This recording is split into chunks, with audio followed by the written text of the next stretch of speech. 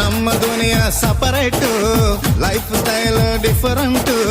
ಹಗಲು ರಾತ್ರಿ ಸುಖವನ್ನ ಹುಡುಕೋದೆ ಹೈಲೈಟ್.